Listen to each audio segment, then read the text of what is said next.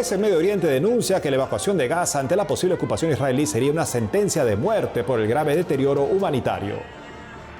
El secretario de Estado Vaticano, Pietro Parolin, afirma que hay muchas soluciones teóricas para la paz entre Rusia y Ucrania, pero falta voluntad política para aplicarlas. En Perú aumentan las uniones de hecho y disminuyen los matrimonios, según un informe, una tendencia que se extiende en Latinoamérica.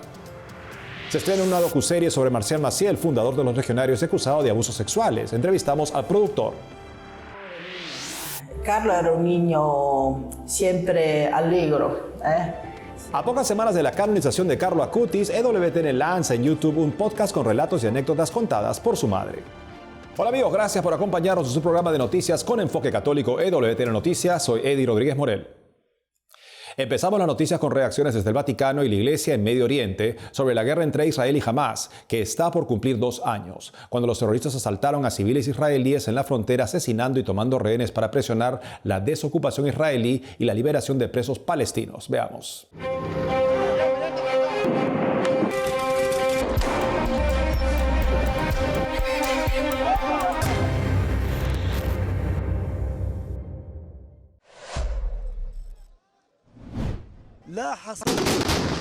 El hospital Nasser en Khan Yunis atacado por bombardeos israelíes. El primer ataque en el último piso de un hospital. Mientras periodistas y rescatistas subían hacia el lugar, un segundo misil cayó sobre ellos. 20 muertos confirmaron autoridades de salud, entre ellos la periodista Marian Daga, de 33 años. Días antes informaba para Associated Press sobre niños atendidos por inanición en el mismo hospital. Era querida por todos, deseaba lo mejor para todos. Siempre se dedicó activamente a su trabajo. Que Dios se apiade de ella, si Dios quiere, y le pido que la admita en el cielo. Es una pérdida no solo para mí, sino para toda Gaza. El secretario de Estado del Vaticano, cardenal Pietro Parolin, calificó de sinsentido el último ataque israelí contra el hospital Nasser. Lamentó que no hay visos de solución y denunció que desde el punto de vista humanitario la situación es cada vez más precaria. Mientras, en un mensaje conjunto difundido este martes 26 de agosto, los patriarcados latino y ortodoxo de Jerusalén denunciaron que la evacuación de la ciudad de Gaza ante una inminente operación israelí es una sentencia de muerte debido al deterioro extremo de las condiciones y al colapso de las infraestructuras básicas. Señalan que quedarse es la única alternativa viable para quienes aún sobreviven y que la evacuación forzada solo agravaría una tragedia humanitaria ya devastadora. Mientras, este martes en Israel, la gente exige un acuerdo para la liberación de los rehenes israelíes y el fin de la guerra. La mayoría del pueblo israelí desea el fin del sufrimiento de los rehenes y de la población de Gaza. También pedimos a los líderes del mundo libre y al presidente Trump que nos ayude a poner fin a esta terrible tragedia. Podríamos haber terminado la guerra hace un año y haber traído a casa a todos los rehenes y soldados. Podríamos haber salvado a rehenes y soldados, pero el primer ministro Benjamín Netanyahu optó una y otra vez por sacrificar civiles en aras de su gobierno. Es el Día Nacional de Lucha, llamado así por los familiares de los rehenes, con protestas y manifestaciones a lo largo del día en varios lugares de Israel.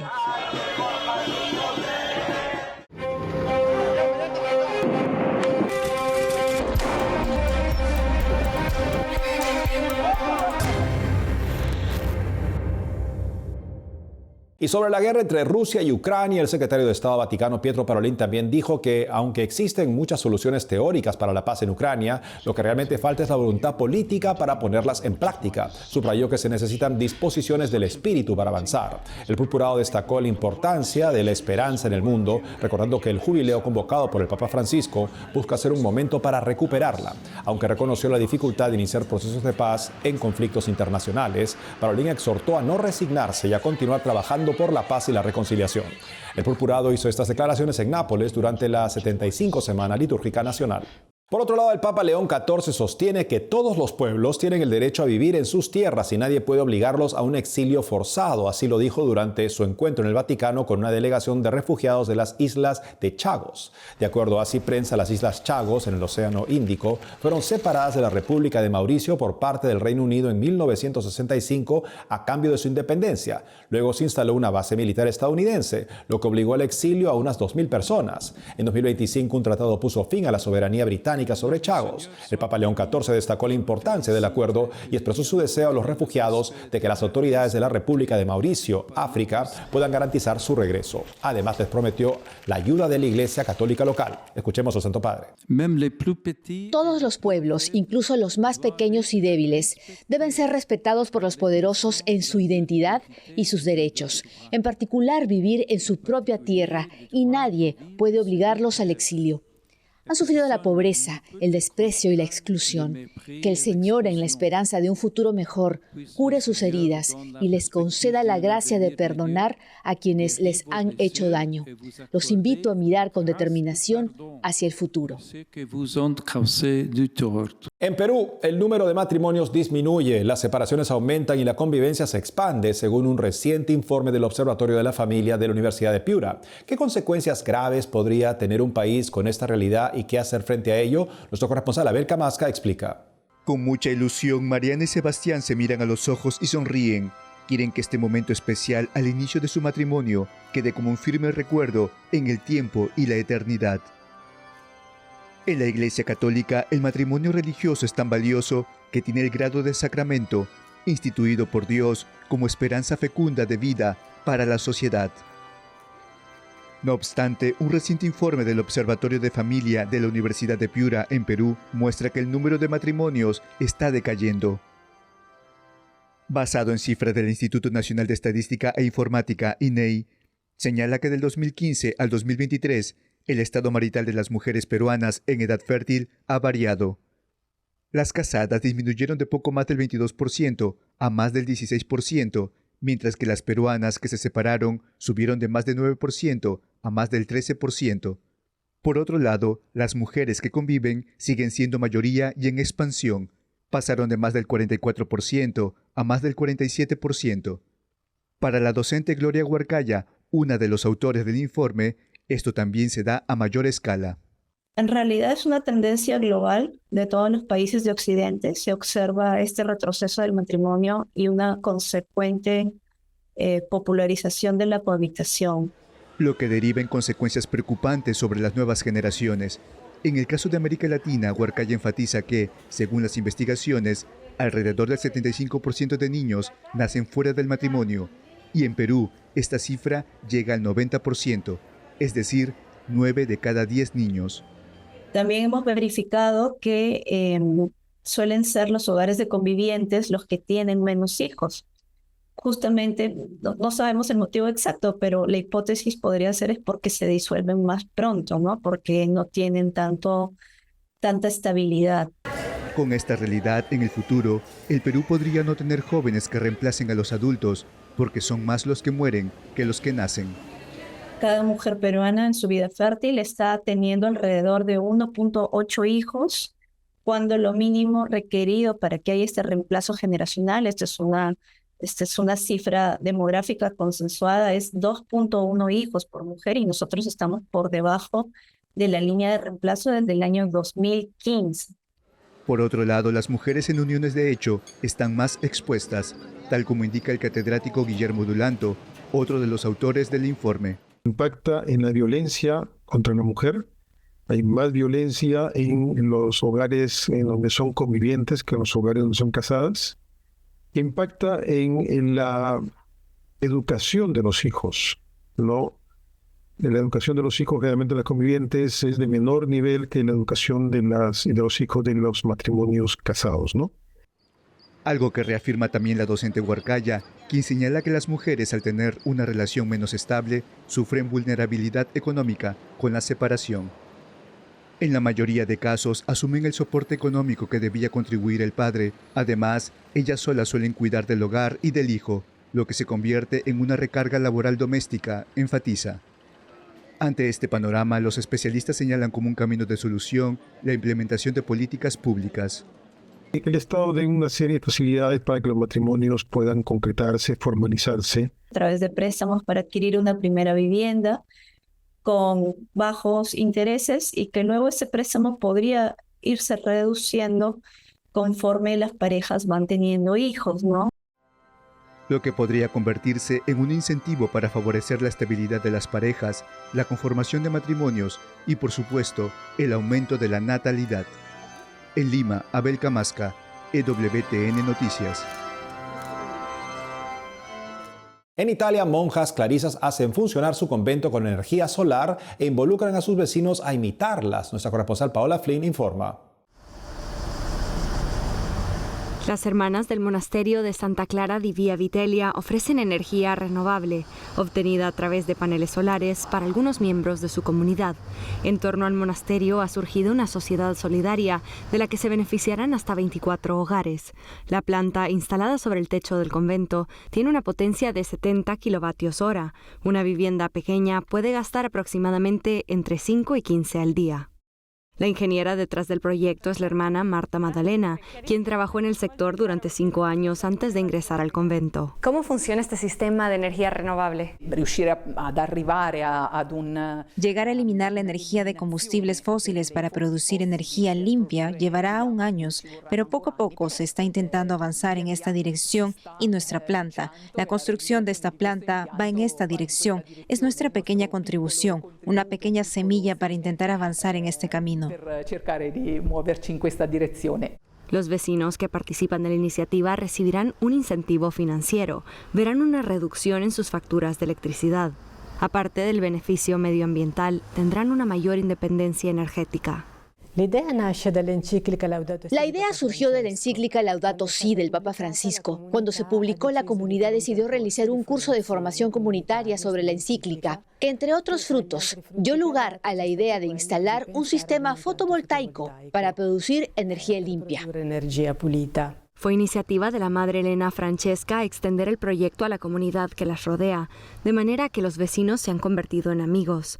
Tras las rejas en las que estas hermanas de clausura reciben visitas, han podido dialogar con la comunidad y proponer un modelo de energía sostenible. Madre Elena, ¿por qué es tan importante que las hermanas en clausura tengan este empeño por el cuidado de la creación? En primer lugar, porque vivimos en clausura. Para nosotros, la creación es un valor añadido, ya que nuestro mundo es lo que vemos fuera de la ventana. Tenemos un gran jardín, gracias a Dios, y lo apreciamos aún más al tener solo eso delante de nuestros ojos. Apreciamos aún más el valor de ese único árbol que contemplaremos durante toda la vida. Ese árbol se convierte en aún más amigo y aún más especial. El financiamiento del sistema cae sobre los hombros de las mismas hermanas, con pequeñas ayudas de los socios que participan de esta comunidad sostenible. El precio de un proyecto a este nivel, según estiman las hermanas, es de unos $170,000. El monasterio pondrá en marcha el proyecto este otoño. En Roma, Paola Flynn, EWTN Noticias.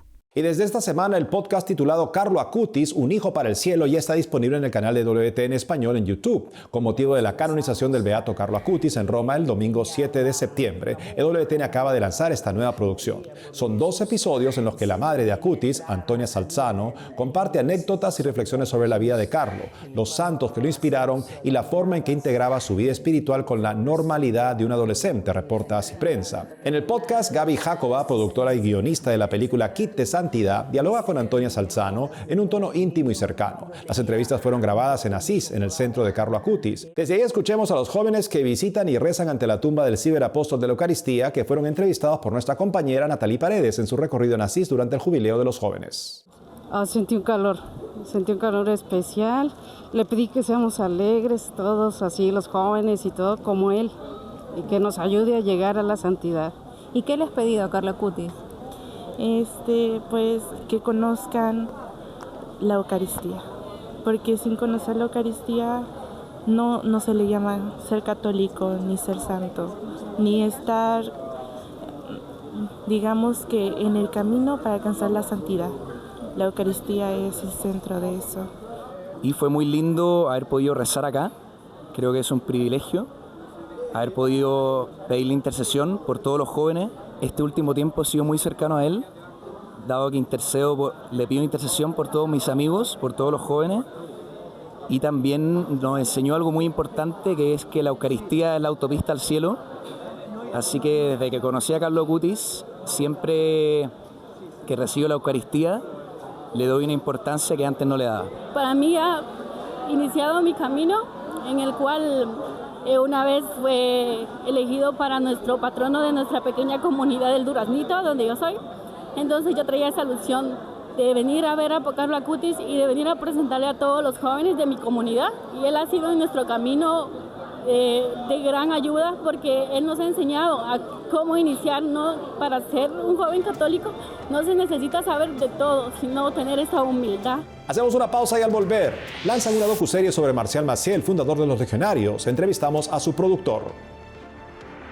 Además, este miércoles el Vaticano publica el primer libro del Papa León XIV. Regresamos con más noticias con Enfoque Católico.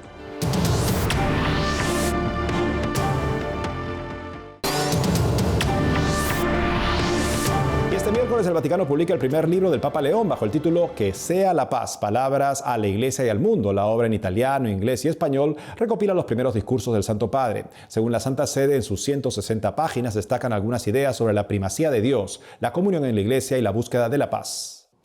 Marcial Maciel, el Lobo de Dios, es una nueva docuserie que se está emitiendo por HBO Max en torno a la figura del que fuera fundador de la Legión de Cristo, involucrado en una multiplicidad de abusos. Estamos con Sebastián Gamba, productor ejecutivo de esta docuserie, que nos habla desde Buenos Aires. Sebastián, bienvenido al programa.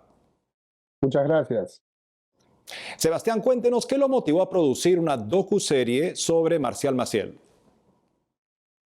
Bueno, el caso Maciel es un caso muy resonante en la historia reciente mexicana. Con Anima Films y con el director de la serie, Matías Gailburt, llevamos más de 20 años produciendo documentales en México para los más diversos canales y plataformas. Comenzamos, los primeros documentales los hicimos con History Channel, Discovery Channel, National Geographic.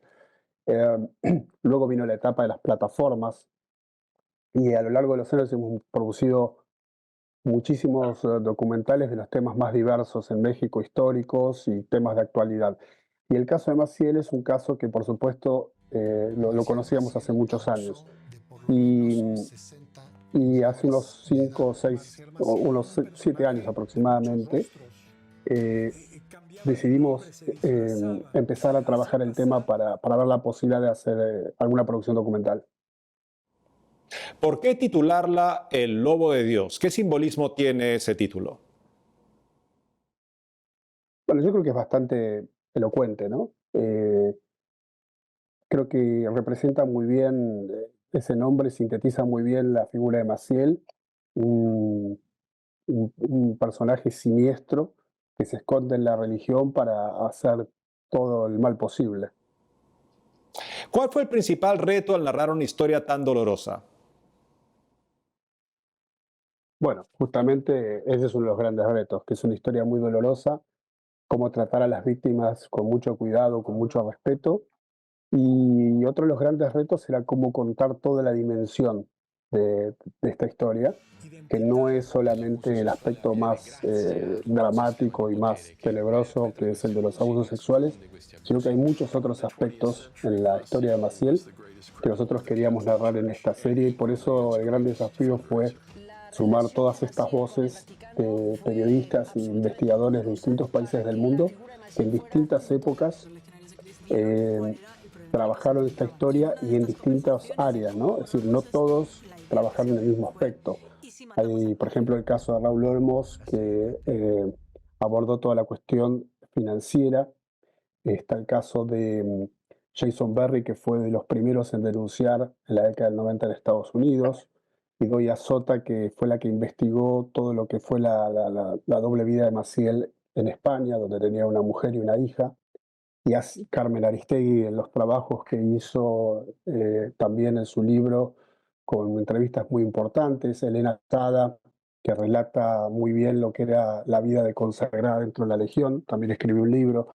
Entonces el gran desafío era poder tener todas estas voces y, por supuesto, las voces de las víctimas. En la serie hay 3 exlegionarios del grupo originario de los 8 que denuncian a Maciel en los 90, que dan su testimonio. ¿Hubo resistencia por parte de la Legión de Cristo o del Vaticano para colaborar o dar información al respecto? A ver, la Legión de Cristo, hay un vocero de la Legión que fue entrevistado, por supuesto condena toda la vida de Maciel, la Legión ya lo ha condenado públicamente, y luego, digamos, en realidad todo lo que tiene que ver con la información que está volcada en la serie proviene justamente de todos estos investigadores, ¿sí? Que en su momento trabajaron a partir de distintas fuentes, es decir, que la profundidad y la veracidad de esa información proviene justamente de esos trabajos tan importantes que se han hecho a lo largo del tiempo. Y estamos hablando de trabajos que se han hecho a lo largo de varias décadas, ¿sí? Porque las primeras publicaciones que hace Jason Berry son a mediados de los 90, es decir, pasaron 30 años. Por ejemplo, Fernando González, que también participa en la serie, él escribió varios libros en relación a la historia de Maciel, y él logró lo autorizaron a consultar en los archivos del Vaticano, es decir, él tiene mucha información en relación a las diversas denuncias que fueron haciéndose contra Maciel a lo largo del tiempo. Entonces, digamos que toda esa información que nosotros vamos proponiendo, que vamos planteando en la serie, proviene justamente de esas investigaciones, con lo cual no hubo ningún tipo de resistencia ni ningún tipo de obstáculo. Usted personalmente, ¿cómo cambió su visión de la fe de la Iglesia después de este proyecto? No, de vuelta, no hay una cuestión sobre la fe de la Iglesia. Creo que la fe es algo maravilloso, creo que la religión católica, para los que la viven en su vida, es algo maravilloso, y creo que no se trata de eso, se trata de mostrar a lo que puede llegar la naturaleza humana, sintetizado en una persona que cometió todos los males y todos los abusos que estaban a su alcance. Esto va mucho más allá de la Iglesia Católica. Esto tiene que ver con la naturaleza humana. Sebastián Gama, productor ejecutivo de Anima Films y de la docuserie Marcial Maciel, El Lobo de Dios. Gracias por haber estado con nosotros el día de hoy. Muchísimas gracias. El español Carlos Alcaraz, número 2 del mundo en tenis profesional, recibió la bendición de un sacerdote de la Catedral de San Patricio en Nueva York, previo a su participación en el Abierto de Tenis Estados Unidos 2025, reporta Así Prensa. En un video publicado por la Catedral se puede ver a un sacerdote que bendice a Alcaraz, imponiendo sus manos y asperjando agua bendita sobre la cabeza del deportista en actitud de recogimiento. Luego conversan. La escena en el salón de un hotel en Nueva York. Junto a las imágenes, la Catedral de San Patricio escribió: bendiciones y oraciones para los jugadores y todos los participantes. Carlos Alcaraz, de 22 años, inicia su participación en el US Open este lunes 25 de agosto. Alcaraz, campeón en la edición de 2022, es uno de los grandes favoritos junto al italiano Jannik Sinner, actual número 1 del mundo. La organización Museos Vaticanos anunció la restauración de la muy visitada Capilla Sixtina, que hace unos meses albergó a los cardenales para el cónclave que eligió al Papa León. Nuestra corresponsal Paola Flynn nos cuenta. Los Museos Vaticanos anunciaron una restauración especial de la Capilla Sixtina que esperan finalice antes de la Pascua de 2026. El nuevo director del Laboratorio de Restauración de Pinturas y Materiales Lignarios de los Museos Vaticanos, Paolo Violini, anunció que a partir de enero de 2026 el laboratorio se centrará en el mantenimiento extraordinario del juicio final de Miguel Ángel. Cada año, Museos Vaticanos realiza una restauración rutinaria con un elevador mecánico a la obra. En este caso, la restauración especial es necesaria debido al impacto que el gran número de visitantes tuvo en la conservación de estos frescos. Violini anticipa que las obras terminen antes del comienzo de Semana Santa. Se prevé que los andamios de la restauración cubran toda la pared, por lo que los visitantes no podrán apreciar en su totalidad la obra desde enero hasta finales de marzo de 2026. 12 plataformas reducirán la visibilidad de uno de los frescos más cautivadores del mundo. Unas 12 personas trabajarán en este proceso de restauración. Los museos vaticanos reciben unos 6 millones de visitantes al año. Muchos de ellos pasan por la Capilla Sixtina. Para los peregrinos, estas obras de restauración tendrán un impacto en los visitantes. Sería muy perjudicial para los turistas porque por lo menos nosotros planeamos este viaje desde hace más de un año y la intención era ver el Vaticano, ver la Basílica, ver la Capilla Sixtina, ver todo el Vaticano. Y nosotros hacer un viaje que es bien costoso, que es con tanto tiempo de anticipación, venir para acá y que esté, o sea, que tengan remodelación o que tengan unos andamios que impidan que nosotros podamos observarlo o verlo, disfrutarlo, pues sería frustrante para el turista. Que lo que hemos venido realmente, y venimos de lejos, como venimos muchos turistas chinos de todos los países, es a ver esto. Yo, por ejemplo, no he conseguido entrada por internet y he estado cerca de 3 horas esperando para ver esto, no solo el Vaticano. El museo es muy bonito, tiene muchas cosas, pero lo importante es la capilla. La gente viene aquí y sí ve el museo, pero lo que vienen aquí en realidad es a ver la capilla. Entre los grandes eventos papales que tienen lugar en la Capilla Sixtina se cuenta el cónclave. El 28 de abril de 2025, museos vaticanos cerraron las puertas de la capilla para las labores de preparación para el cónclave en el que fue electo el Papa León XIV. El primer domingo, después de la fiesta de la Epifanía, el Papa Francisco acostumbraba a bautizar a los hijos de los empleados del Vaticano bajo los frescos de Miguel Ángel en la capilla. En 2026, el primer domingo después de esta celebración sería el 11 de enero, momento para el que se prevé que se hayan puesto en marcha las obras de restauración. Será decisión del Papa León XIV la gestión de esta festividad tan esperada por los funcionarios vaticanos y sus familias. En Roma, Paola Flynn, EWTN Noticias. Eso es todo por hoy, amigos. Gracias por haber estado con nosotros. Saben que pueden seguirnos en las redes sociales, también de lunes a viernes a las 12 del mediodía, hora de Miami, en Radio Católica Mundial y su programa Más que Noticias con un servidor. Hasta entonces.